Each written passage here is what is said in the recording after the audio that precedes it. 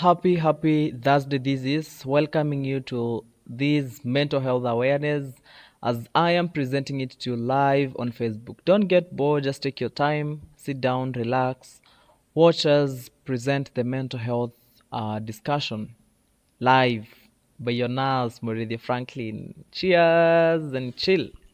To be facilitating this program tonight. And I want to welcome all of us kwa hii session yetu ya leo as we're talking about mental health. I want us to start by looking at what we can define mental health as. Before now we get into defining mental health, we need to get the focus of knowing. Okay, mtaniruhusu nichanganye Kiingereza na Kiswahili na pia nitatumia a little home language so that at least kila mtu ataweza kuelewa vizuri. Now, when we talk about mental health, this is the state of well-being in which the individual realizes his or her own abilities. So, where you can cope with the normal stresses of life, and you can work productively and fruitfully and be able to make a contribution to your community. So tukiongea mambo na mental health, we are basically talking about your the state of well-being, socially, physically, emotionally. That is what mental health is. So, and in the current world, I know we all know that the youths that we have in the current generation, most of us are going through mental health issues. And when we talk about mental health issues, there are a lot of things that we need to know. Ama kuna mambo mengi kwa mental health ambayo sisi kama wanarika tunafaa kujua. Kitu ya kwanza, kuna zile zenye huwa tunaita the symptoms. Ama utajua aje una get into mental health issues. Na maybe before to say the signs and symptoms, part of how we can define people with mental health, these people will feel worthless. They might feel worthless about themselves, and they might have also some guilt. Yani unasikia kwa life haufai, yani unasikia kabisa you're not worthy. The other sign is suicidal thoughts. Kuna wale watu wenye akikaa tu hivi unasikia alikuwa anataka kujiua, alikuwa anataka kujinyonga. That is part of mental health issue. And then we also have this thing called psychomotor retardation or agitation. Unakaa tu umekasirika na watu. When you look at people, you feel like, I don't want to see these people. When you go to a place, you feel so agitated about people. The other one is insomnia. It is the other sign yenye inaweza fanya ukajua wewe kama mwanarika, you have issues to do with mental health. Kumbuka nimeanzia nikasema mental health, it is the state of well-being, both emotionally, socially, and physically.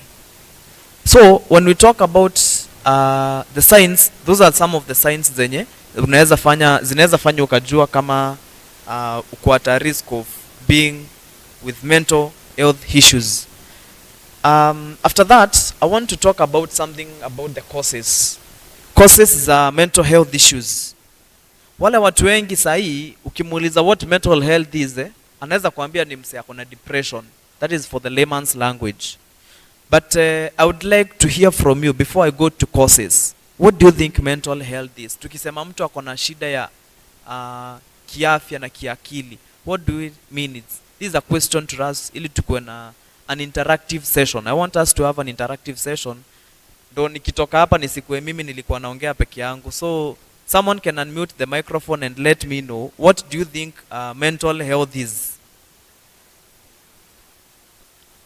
Kulingana na vile nimeeleza na chenye unafikiria, what do you think mental is? This is a question to us. I can see we have Mary, we have Jeff, Ken, Phyllis, Victoria, or even Kim. You can unmute your microphone and let us know, what do you think mental health is?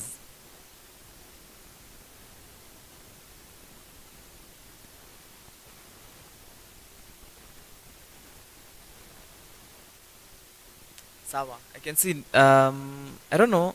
Kim, can you still hear me? Yes.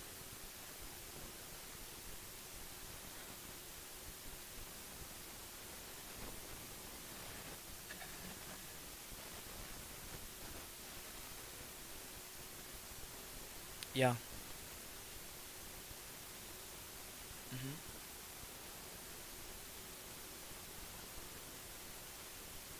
Sure. Yeah. Thank you. Thank you so much. Now, with that, Kim has just mentioned a similar definition to what I had just mentioned. It is just the state of being emotionally stable. Um, you need to also be physically stable. You also need to be physically stable. Now, when we go to causes, zile shida zenye zinaweza zikafanya mtu akakuwa na shida ya akili. In short, number one, we have genetic causes. Genetic causes, tukikuja hapa kwa genetic causes, it's whereby tunasema huenda kukakuwa kuna historia ya mtu ako na mental health in your family. When you talk about genetic, mzazi wako ama tuseme kuna anko mahali alikuwa na mental health issues, there is a high risk that huenda pia wewe ukapatwa na issues of mental health. The other one, it is biochemical. It is the other cause. Biochemical ni nini? Ni whereby kuna some hormones ambazo huwa zinakuwa destabilized. Unapata kwa familia yenu hakuna mtu ako na mental issues, lakini wewe mwenyewe umekuwa mtu wa kwanza kukuwa na mental issues. So hizo ndizo tunaita biochemical causes. Kuna some hormones ambazo zina destabilize. So ukiona mtu ameanza au nisikii kabisa? Hello Kim. Hello. Mnanisikia sahi?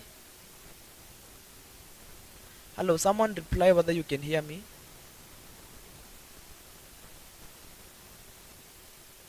Sawa, thank you. Thank you so much, Jeff.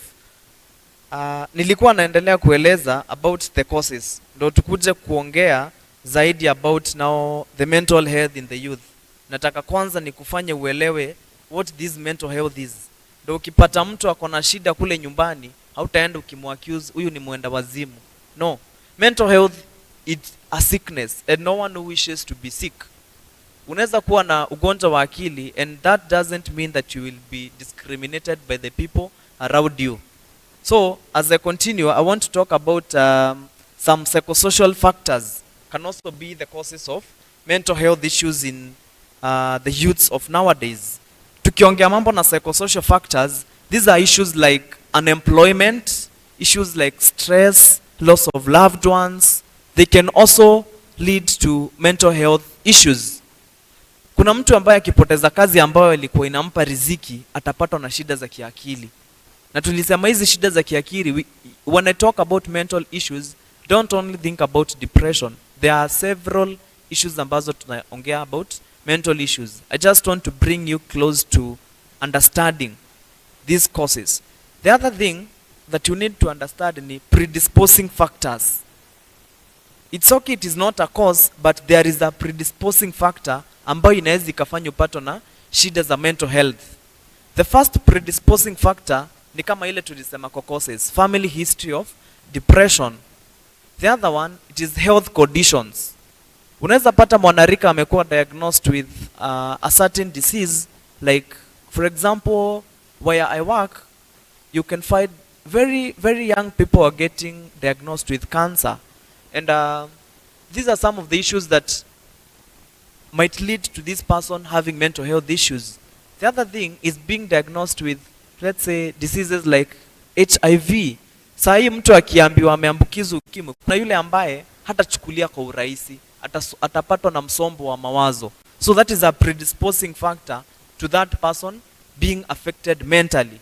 So when we talk about our youths being affected mentally, let us relate to some of these causes. The other thing is physical abuse and emotional abuse. Tukiongea about physical abuse, you might find there is a youth ambaye maybe by chance or maybe by bad luck he was abused sexually. For example, someone took advantage of them and went and had some sex with them. This person will be affected mentally. He will be affected in the way they perceive things. Akiona mwanaume anasikia vibaya sana because by chance yeye ama mtu wa familia yao aliona akidhulumiwa kimapenzi. So that is another predisposing factor that can lead to mental health issues. The other part is unemployment. nilikuwa nimetaja hapo nyuma. Divorce is the other thing. Someone can have done a big investment in their marriage and later on wana divorce. After this divorce, this person will get into mental health issues. Ataanza kupatwa na msombo wa mawazo. I paid dowry, I took her to trips, I bought her the best things, and then at the end of it, I'm in a divorce. This person will get into that issue of mental health. So wewe kama mwanarika ambaye unanitizama sayama unanisikiza, I want you to understand that there are some of these things that can lead you to having the mental issues. So utadili aje na hizi issues. That is what we are going to talk about in a short while. Number one, I need you to understand, ukipatwa na mental health issues, you need to seek counseling. Usinyamaze na your mental health issues. So, kama unasikia umepatwa na msombo wa mawazo, maybe you are not provided with what you have as a youth, you do not have what you want, you are not achieving your goals. It is the other thing that can make you fall into depression. Maybe you are a young youth and you have really aspired to grow. Maybe you're saying, in 4 years, I need to finish my university. After the university, I want to get a job. After getting a job, I want to have a family. But in the line with that, you find that umemaliza shule, haupati job, you start getting into depression. Now, how can you avoid this? Number one, seek counseling.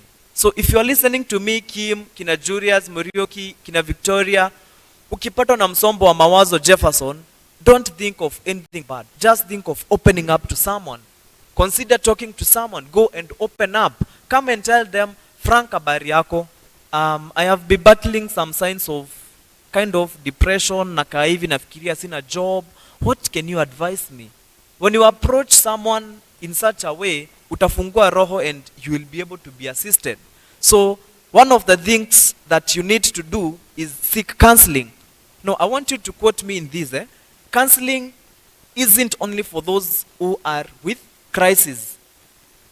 Counseling is not for those with crisis. Si ya watu wote pekee ambao wako na issues za mental health ama depression. It is for anyone who is aiming to improve their mental health. Unaweza kuwa hapo kama mwanarika, you are abused by someone. Maybe sexually, maybe emotionally, you had expectations. For instance, we have relationship issues. Unapata mwanarika, we are really trying to get into relationships, but it is not working. At the end of it, unajipata ume end up into maybe kind of depression. You're thinking, I invested my all in this person. No, don't feel like giving up. Instead, seek some counseling so that it can improve your mental health. That is one of the ways to tackle mental health issues as a young person, counseling. Number two, if you have issues to do with relationship issues, you need to improve your communication. What do we mean when we say improve your communication? Kama boyfriend yako ama girlfriend yako ndiye unaona anakupea msombo wa mawazo, kaeni chini mzungumze. Tell him or her, Kim, I'm not satisfied with how we are having our relationship. I hope evangelist wangu Jeff, you're not finding it an offense when I talk to people about relationship. It is the current situation that we have, and hatufai kunyamazia tuseme hakuna mambo na relationship. Relationships are there. If you are in college or you're somewhere in high school, you will understand what I'm talking about. People are in relationships and people are getting into depression and even killing themselves because of a mere girlfriend or a mere boyfriend. Last year or some other times back, there are times when you used to hear huyu ameua girlfriend yake, huyu ameua boyfriend yake. It is just because of a relationship. Now, you as a young person, if you have relationship issues, they might affect your mental health. If you cannot seek counseling as a couple, if you're not married, just have an option. Which is the option? Improve your communication skills. Call your girlfriend. Take him or her in and out. Enda mwelezee, Eric, there is the way that I'm not pleased in our dating life. Yes, we are aiming to get married, but I'm not impressed by your habits. I'm not impressed by how you carry yourself. So wewe kama mwanarika, you need to up your game on communication. Number two, in the relationship issue on the mental health, you need to sort the thing called conflict. conflict resolution. Mkikosana, it is not your time to go and sleep sad. It is not your time to sleep ukiwa na grudge na mwenzako. Go and have a conflict resolution. If you cannot have a conflict resolution in two of you, find a mediator, kaeni chini zungumzeni. If this is Mary na Mary, you have your boyfriend here and the boyfriend is toxic, ufai kukaa ukiwa unaharasiwa because of those conflicts. Get a mediator. If it is your evangelist, Kim is here, Jeff is here, someone who is near your church, talk to them. Ask them, how do you feel we can handle this relationship? Nimekuwa na my partner but we are having conflicts day in and out. Na naona itani affect. So you as a young person, remember communication and solving conflicts in your relationship. The other thing as young persons ambayo inatufanya tupatana mental health issues, it is the life changes. The life changes. For example, starting the university. You can go in a university and find that, isi ile life nilikuwa na expect. Una expect mother ya kutumia do, lakini mother ya kutumia do. So in this part of life changes, it might affect your mental health as a young person. So as a young person, what are you supposed to do so that ukienda university, usiende kukua affected mentally because mom is not sending you something, dad is not sending you some shopping, and you feel like, wow, the world is almost ending. What you need to do is get guidance. For instance, what we are doing here, we are doing a guidance to the young people. We are doing a guidance to ourselves. As a young person, I'm doing guidance to myself and people who are around me here. So, get guidance. Kama unaona kabisa issue ya do, umeenda university na umeanza kupata na issue ya do, pigia Kim, muulize, Kim ulisurvive aje ukiwa uni? Pigia Frank, uliza Frank, Frank ulisurvive aje ukiwa college? I need some guidance from you. Kama uko teki, pigia mse mwenye unajua alikuwa maybe in that technical college or maybe polytechnic. Muulize, Ken, how did you survive in polytechnic? Situmiwi do na mzae, na understand uko home pia hakuna do, season imekuwa mbaya. How are you surviving? For instance, mimi nikipeana my real life, I thank God because when I came to college, I found myself in very big challenges. But I sought guidance and I was not affected mentally. Why? Nilijaribu kuongea na my seniors na wauliza, how are you coping in nursing? How are you coping with the nursing career? Iko na content mob, ndo hiyo tukienda kwa hostel, pesa ndo hizo hakuna za kununua food. And at the end of it, I found someone who advised me, Frank, you can start a small business. Nikachangamka hapa na pale, nikaanza kuchangamka ma photos, naenda nafanyia ma student shoot, kidogo kidogo, nikaanza kuuza delivered eggs, napeleka fresh eggs kwa nyumba ya msee, so that mimi nisilale njaa nikuwa affected that my mom is not sending me money. Because as a young person, I got the best guidance. Na msee mwenye alikuwa ananipa hiyo guidance, hata yeye si alikuwa ametoka familia poa, alikuwa anauza kahawa kwa ma student. Tukiwa discussion, msee anakuja na tusupply kahawa. At the end of the day, amepata doza sapa za wiki moja. And that's how I used to survive. So also you, ukiingia in the university, you don't have to panic. You don't have to get into depression. You don't have to get into drug abuse. Ukiona your peers are leading you into drug and substance abuse, just get some good guidance. Ask them, Frank, ama pigia Mary, Mary, manze, huku manze Kanairo, ni dunda kila time, tunaanguka nayo. Yani, ukiwa hapa, maybe uko in that university, kila weekend kuna mabash. How are you coping up? Kama niko ole, huku ko highway, you're getting the people wenye wanaitwa masponyo. Unawauliza, hey manzi huku, temptations ni mob. How are you dealing with this and this? Because we need to speak point blank. This time around, si ile time tulikuwa tunasema peers wanakatia peers. Peers are being sweet talked by people with some families. Ask them, how did you cope with this? Unaweza ni advise aje?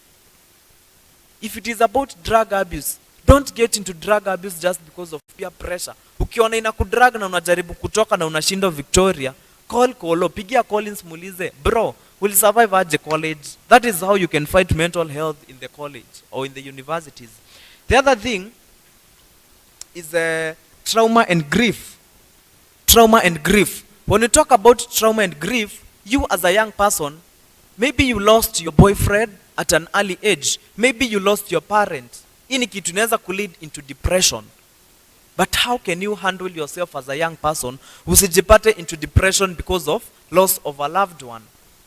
You need to start grieving. Ukipoteza your loved one, just allow yourself to process the emotions and begin healing slowly. Accept, yes, mama ameniacha, nimebaki na dad, na hivyo ndivyo nitasurvive.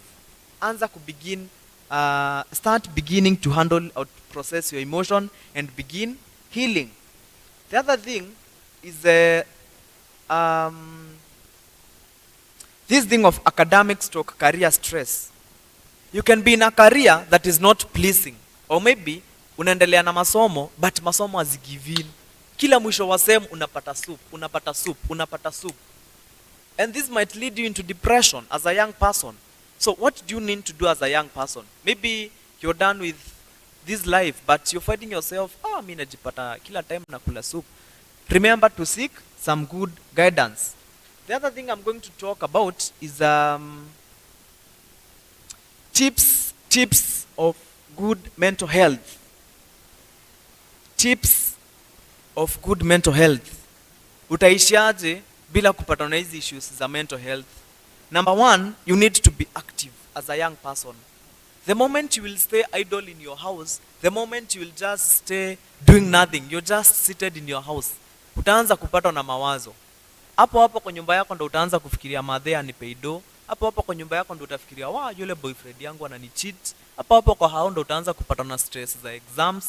So as a young person, you need to be active. If you are a gentleman, you can enroll in a soccer club. Anza kuguza game. Ukitoka daro, enda piga zoezi. You will start being active. If you are a person who loves things to do with spirituality, ukitoka class, enda Bible study as a young person. If you are in your job place, na umetoka job kama mimi nimetoka job kitu saa 7. Nikikaa kwa hao kutoka saa 7, saa 8, saa 9, saa 10, saa 11, I might start thinking a lot of things and they might lead me into this thing called mental health issues. Naanza kufikiria my friends wangu wameanza kuenda US, wengine wameanza kuenda UK, but when I keep myself active, I won't fall into that pressure. Sitajipata nimepata na mawazo like, mimi si work kwa hosi bigi, mimi na work maybe kwa hosi kadogo, ama na work maybe na level 4, level 5, but my friends are working in level 6 and referrals. Lakini mimi sioni dalili ya kuemployiwa na county. But the moment you start being active as a young person, all this will be gone. So that is the first tip. The second tip is get good hours of sleep every day. Get good sleep. Usijipata na stress ya usingizi kila day. Unajaribu kutransnight kama wewe ni student, umetransnight leo, umetransnight the other day. Utatoka hapo ukiwa na fatigue. Ukitoka na fatigue, exam ikikuja, alafu you fail, you will end up into these mental health issues. Why? You give in the whole self of you, mpaka wakati exam inatoka unajiuliza, mimi sikuwa nalala, sikuwa hata nilikuwa naamka kila siku asubuhi 4, nalala only 2 hours na transnight, but I'm not passing my examinations. So as a young person, you need to get some good hours of sleep. Mimi huwa na advise mtu at least 6 to 8 hours, they are good for your sleep. That is what I advise my patients. If you are sleeping, na pia usilale sana, ulale kutoka asubuhi mpaka jioni, ama ulale saa 1 mpaka saa 1 tena asubuhi. Remember we said be active. But again, as you're being active, you need to find some rest so that your brain can rest. Otherwise, utapata na fatigue. So get some good hours of sleep. The second tip is enjoy your walks. Ukitoka kwa hao, if you cannot be active in soccer, in playing something, just get some walks. Find some peers. Wase wengine wakienda kudunda na wakienda kuanguka nayo, chukua kabike, enda ucycle, tembeeni, at least and then hike. You won't find yourself in depression as a young person. Kama mnaweza enda kutembelea mabeshte zenu, enda mwatembele, at least have some walk with your peers. The next thing, the next tip for good mental health is looking for professional help. If you have someone who is in depression or someone who is battling mental health issues, advise huyo msee, tafadhali situende hosi uende uonekane. Inaweza kuwa huyo msee amepatwa na msombo wa mawazo until haezi concentrate, anafikiria kujiua peke yake. mpaka anaanza kuongea peke yake. Huyo msee si eti uanze kusema amerogwa. I want us to understand mental health issues in a medical perspective. Mwanarika unaweza pata ameekelewa ni bangi and it is mental health issues. So you as a young person, it is the high time you encourage your peers to look for professional help. You can be seated somewhere and as you're seated in that place upate beshte yangu hapa ameanza kuongea peke yake, and the next thing that will come from someone else, utasikia alianza kuvuta bangi mapema ndio imefanya amekuwa na hiyo shida ya akili. It is not every time that it's bangi which is causing mental health issues. It is not every time that it is alcohol which is causing mental health issues.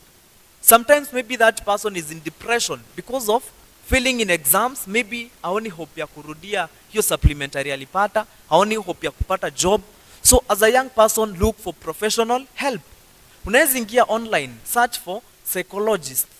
Angalia the nearest facility near you. Enda tembe yosi, enda jieleze. My name is Dickson Kimathi. I'm requesting to see the psychologist. Ukisema tu unataka kuona psychologist, no one will give you hard time. You will be given respect and priority.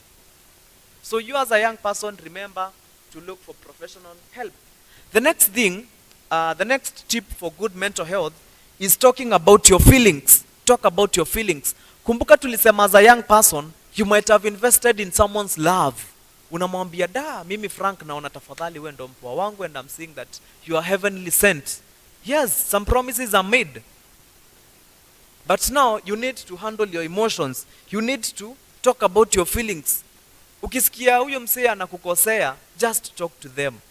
Mwambia, by the way, we need to talk about how we feel it to each other, because I'm always affected by how you're handling yourself.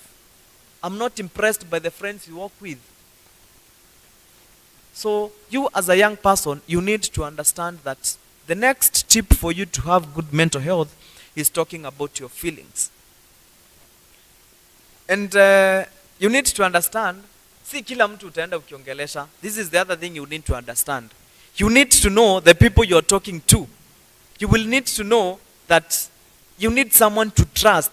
Usiende ukiambia kila mtu, manze mimi na feel ku break up na dem fulani mwenye nimekuwa nikikatia. Some people might not support you. So look for people whom you trust. If you have no one you trust, go and talk to a psychologist. If married people wanaenda kwa marriage counselors, why should we not as young people get into counseling? End up saying, sorry for that. Go and say, I want to engage in some relationship. What is the advice that you can give me? I don't know whether we are together. Kim, I hope my microphone is clear from your side. Someone can confirm whether they can hear me by maybe sending a text message or... Sawa, thank you so much. So, nilikuwa najaribu kueleza hii kitu ya kutalk about your feelings. The next thing as a young person, nilianza na kusema the highest thing yenye ina lead to people falling into depression, especially the young people, ni hii kitu ambayo tunaita relationships. I want to advise someone who is listening to me and I feel like engaging into a relationship. Not a relationship. Remember, nikiongea about relationship, I'm not talking about sexual relationship. And for the fact, relationship is not just about sex. There is a lot you can offer to someone you love, which is not just sex. So me, I advise my peers, usikae hapo ngoje ufike 35 ndo uanze kupata partner, uanze kutafuta partner. You will find yourself into depression by the time unafika 29. Utajiuliza, nitawahi pata mtu wa kunioa, nitawahi pata mtu wa at least kuni accept. So you as a young person, start building your block. Lakini ujue kila kitu at its own time.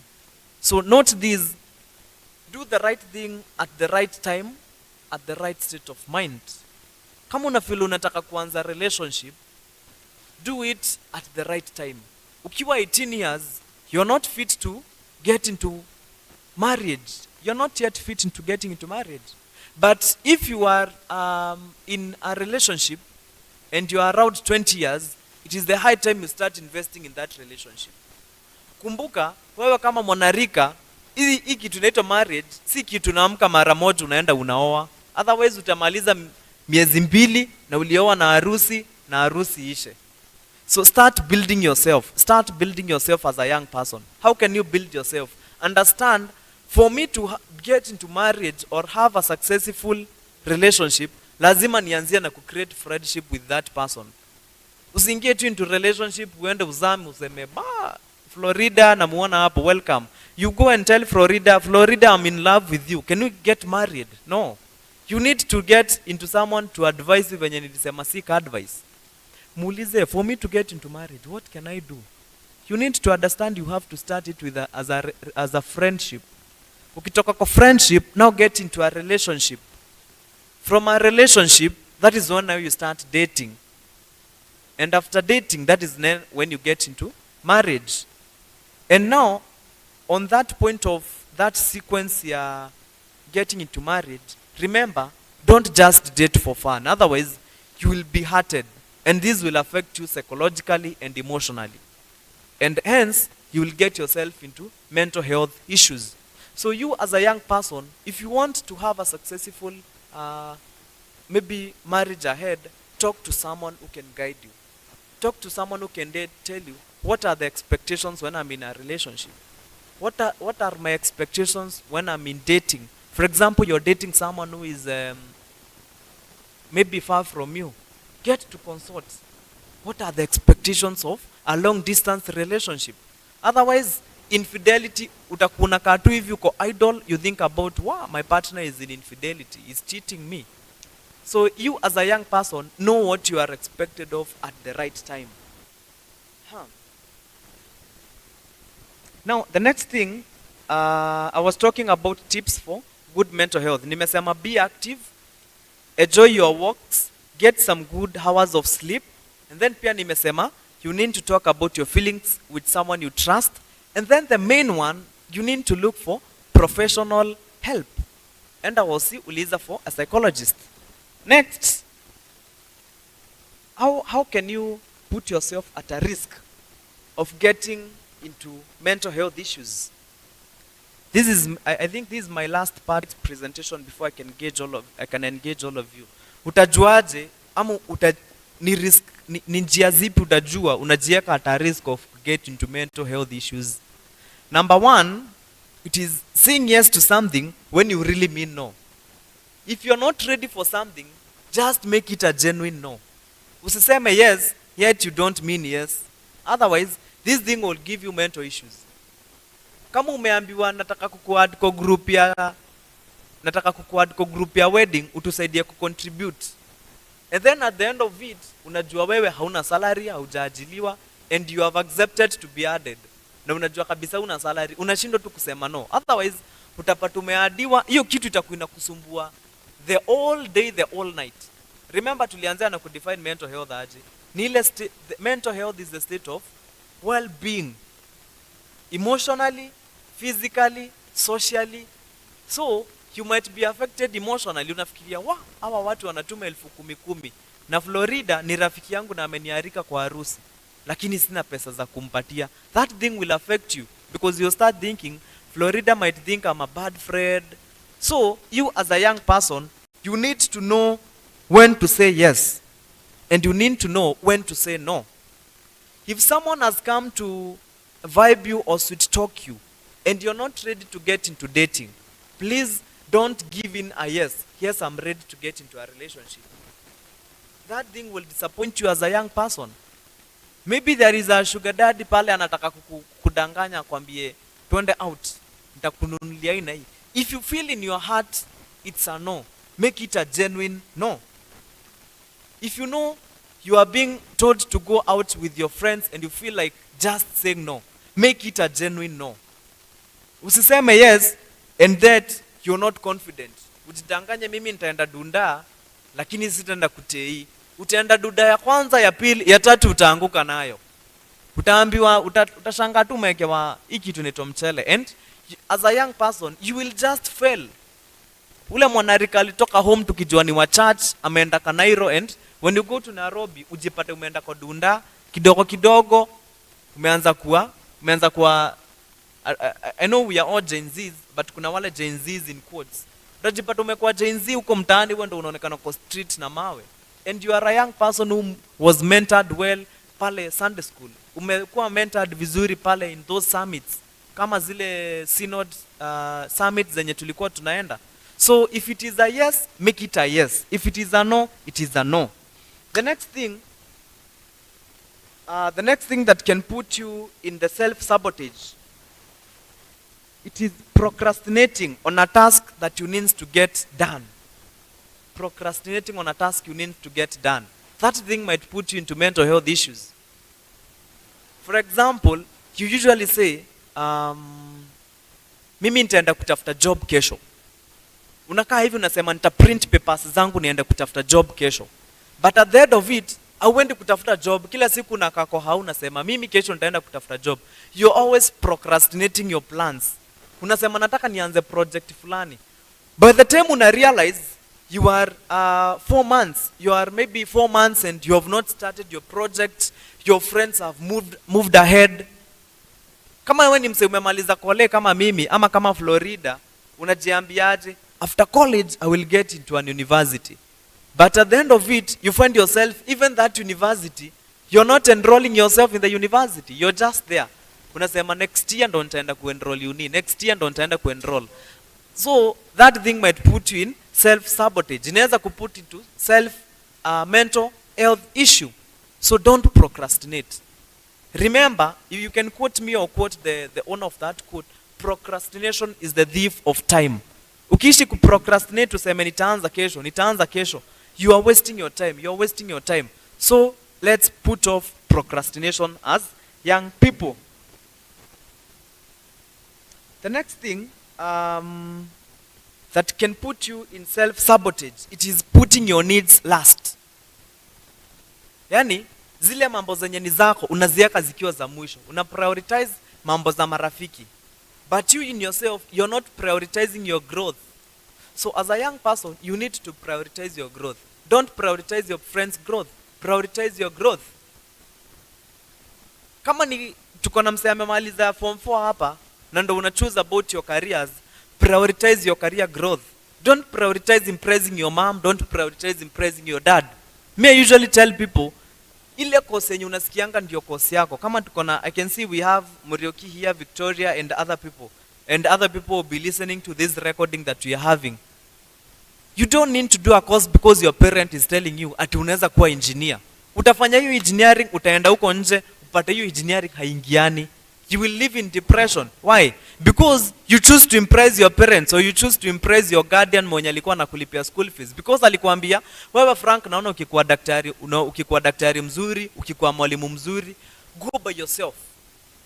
As a young person, go by yourself. Put your needs first. Don't put your needs last. I hope you gotten that. And lastly, the other thing that can put you in self-sabotage, ama yenye inaweza kuput into mental health, it is comparing yourself with others. Unakaa hivi unajiambia, mimi sijasonga na life kama Kim. Kim ameng'ang'ana, amemaliza form 4, ameingia kole, amekuwa naenda kugraduate kwa reverend. Lakini mimi bado sija move on kama mwanarika. Unajiambia hapo maybe niko na friend yangu amesoma engineering, amemaliza, amesha graduate, amepata job, na mimi bado sijapata job. When you compare yourself with others, you will find yourself into mental depression or mental health issues. So you don't need to compare yourself with others. You need to be yourself. Be yourself as a young person. And lastly, that I'm going to talk about is putting yourself in the focus that puts you close to your goal is the last thing that I'm going to talk about. Put yourself in the focus that brings you close to your goals. If your goal is to be a good musician, it is not the time to go and start doing engineering. It is the time to start go and learn things that do with music. If your passion is being a medic, it is not the high time useme nataka niende nianzie kwanza na kusoma DJ alafu nitaenda kuwa doc baadaye. You need to do things that bring your focus close to your goals. If you have a goal of being an IT person, it is not the time to go and start selling some items huko tao. maybe unataka kuwa msee wa IT but unapata umeanza kuuza manguo, it won't bring you close to your goal. Yes, itakupea do, but you are deviating from your goal. Kama unapenda kuwa msee wa IT, enda uanze kuenroll in cyber. Fungua tu hata ka cyber fulani mahali, anza kulearn na kuji enroll kama msee wa cyber, hata kama utafanya online. I started by saying in college mimi nilijitafutia tu hustles. I would do online cyber businesses. Kama ni time ya kureturn KRA, enda saidia mastudia kureturn KRA, utapata hizo do. Enda saidia wasi kuingia kwa portal kuregister new courses. Waitishe chwani. You will be in a place that you are able to survive. So with that, I think I've done the best that I had prepared. But mental health is wide, mental health is wide and wide and wide. So I hope we will get another time to have a good discussion about mental health. So that is what I had prepared for you. Maybe I can give you a room for questions. If you have questions, it's time to ask. Kama kuna mahali umesikia nimetaja kitu na umesikia imekuwa na uzito lakini hujaipata poa, you can raise up your hand and ask what you want to ask.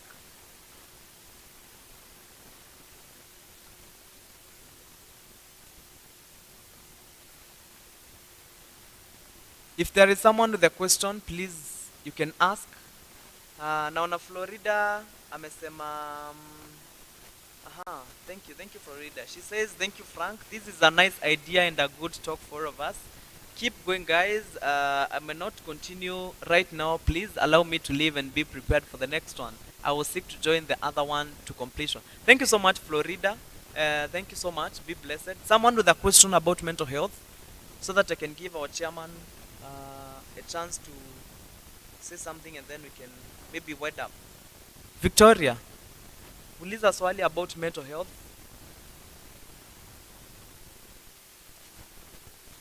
Kim, you can make a comment and introduce watu kwa maswali maybe.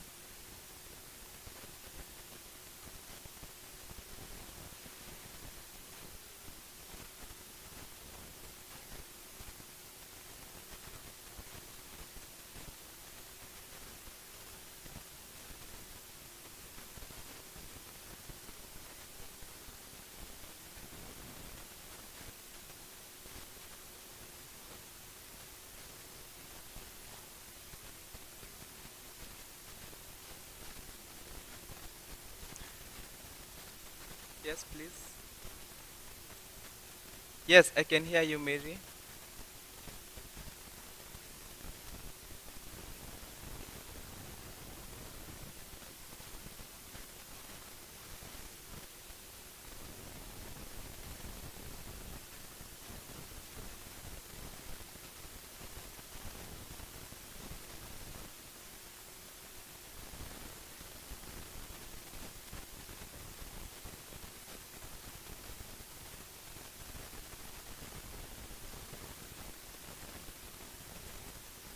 Thank you so much, Mary. Mary is asking, at times we can find ourselves in situations where you explain yourself to people, lakini hawakuelewi.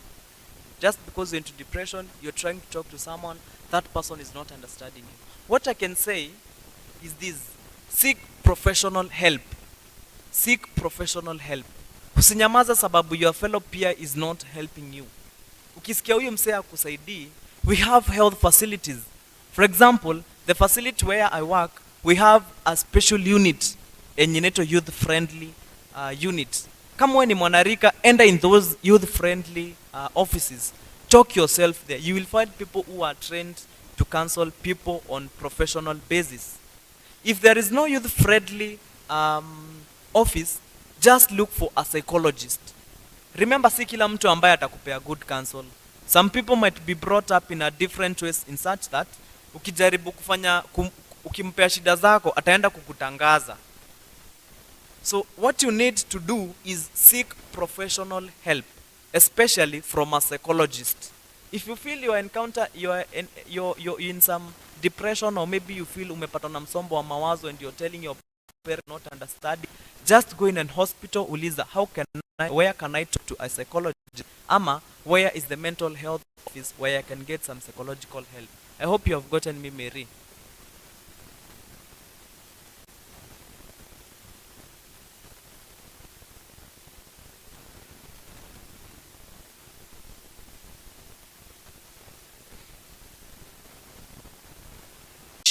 issue. Maybe you're in a relationship with someone and that someone, you broke up with them.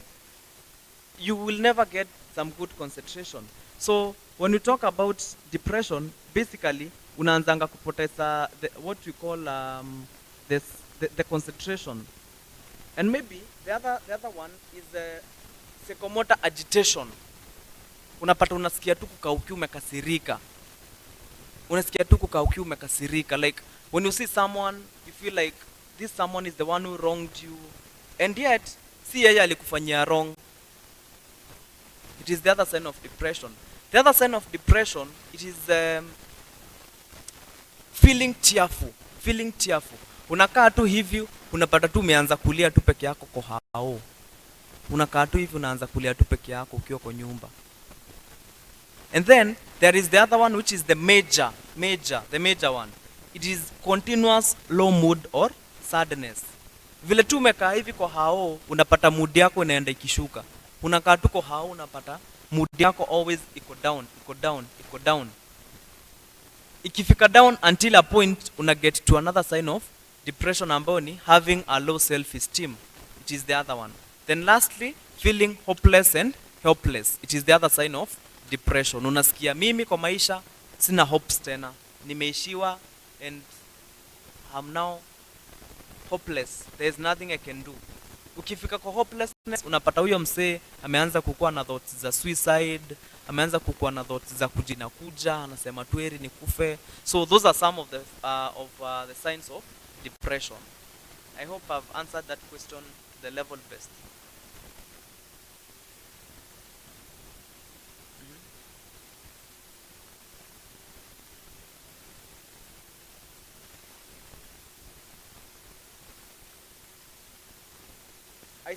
The way you can deal with depression, number one is you're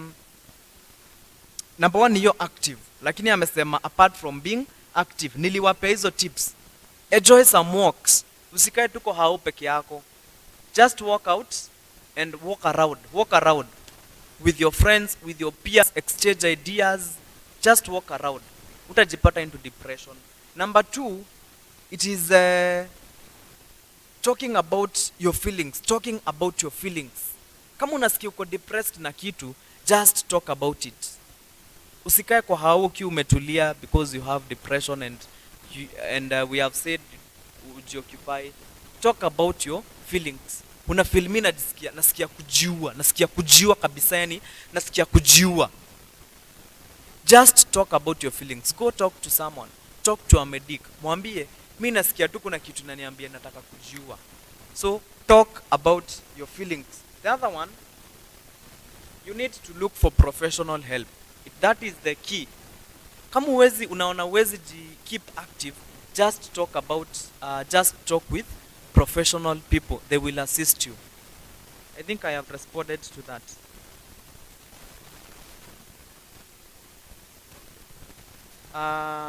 Maybe someone else can bring another question. You can also remember, ukiwa na depression ufeelingi kama kukula.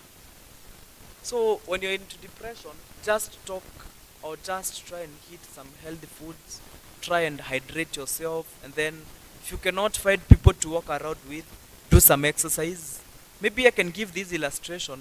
Mimi time nilimaliza kole, I found myself exam in the medical school. Najua mumeishi kusikia medical school ni ngumu. Yes, medical school ni ngumu. I found myself nimemaliza exam and the exams were very hard. And I really tried to keep myself occupied, active, lakini nikapata kabisa napata naanza kufikiria I might fail that exam. What I did, I enrolled myself in an exercise. Nikaanza kuenda acrobats.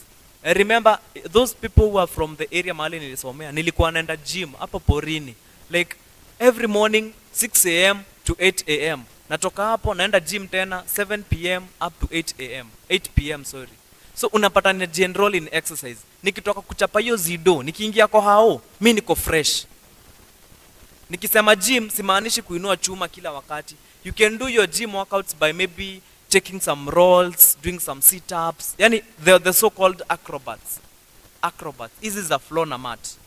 So Idiamburugo Ida, I think you can try and keep yourself active, eat healthy, enjoy some walks, get some good sleep, then talk about your feelings with someone, and then make some exercise.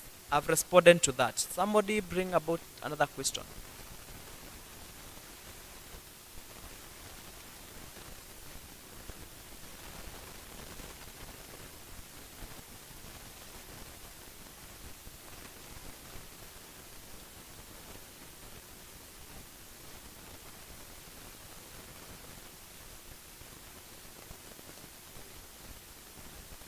Somebody with a question?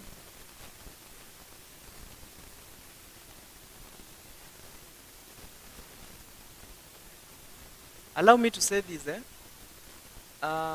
unaweza jipata uko in depression and you need to go to hospital. Ukienda hosi, usiogope kutumia dawa za depression.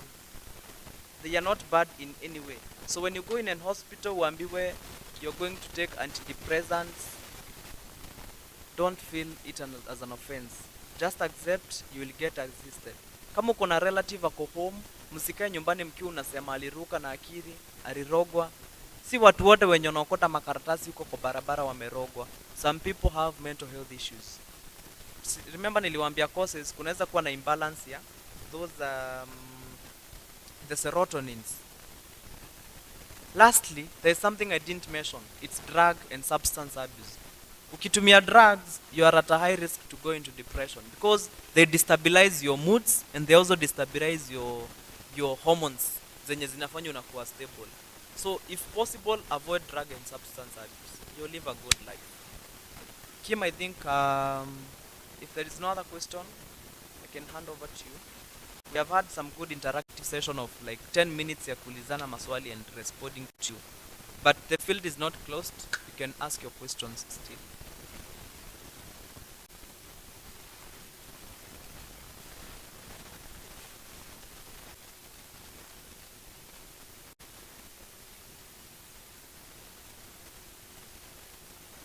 Know those friends, just be that person who has attended this mental health session so that you can assist that person. Kama ni wewe, make your yes a yes. Kama hauna consent, usiaccept kusema yes. Give a yes which is a meaningful yes. Thank you so much guys. I'm hoping to see you again another time. When I said this Kim, unaweza mute your microphone.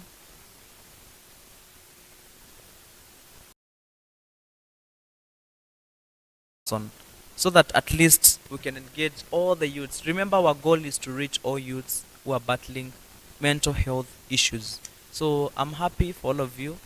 You can also support me. I have a platform inaitwa Kind Hearts Family on Facebook.